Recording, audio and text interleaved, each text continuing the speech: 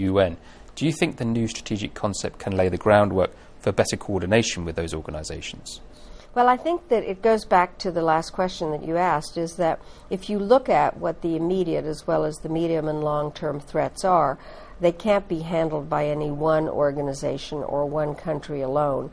And there are a number of different partnerships that have to develop. And the United Nations is set up in a way to recognize the importance of regional organizations. The relationship between the EU and NATO is obviously absolutely crucial. There are aspects of various missions that require cooperation. It's already true, whether it's in the Balkans or Afghanistan. And so I think developing those relationships is going to be part of what the experts look at, and obviously is part of the work that a new strategic concept has to address. If, as part of the strategic concept process, NATO is to change to work more with these other international organisations in a more comprehensive approach, what guarantees are there that the other organisations will change in a similar necessary way? Well, there aren't any, but I think that what has to happen, if in fact we do our job right and are able to involve other countries as well as non-state actors and other organizations, then I think we'll be able to evolve a lot of our ideas together. The other part of this that's so important is for our publics to fully understand what is happening. NATO is an alliance of democracies, which means that the publics have to understand, and many of the international organizations are democracies, and certainly the European Union is. And so I think that we have to have a whole dialogue about how we evolve together and how our publics continue to support that evolution.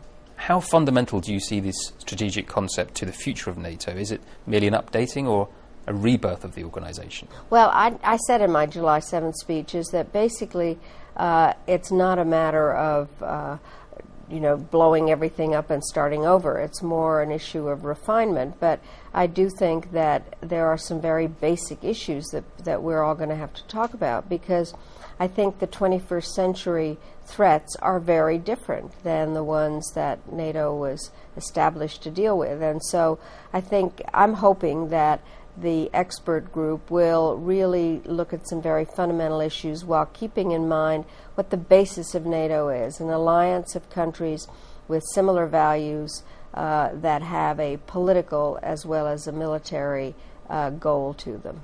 In terms of fundamental core issues, how central will be discussions on NATO's Article 5 on collective defence? I think it will be. I think Article 5 is certainly central, but so is Article 4 that talks about the importance of consultations and various other parts. What I think is so interesting is if you look at the Washington Treaty, how elegant it is and how carefully the articles are knitted together, and that you can't just, while Article 5 is clearly central to the concept, that they are all one built on another. And so I'm hoping that we kind of reread the Washington Treaty and see how carefully it's all built on each other. And you say a wide-ranging discussion. Do you think that how decisions are made at NATO will also come up? Well, I think that as I've had discussions already with people, I think there are those who are concerned about some of the decision-making mechanisms. But again, I don't want to prejudge our work.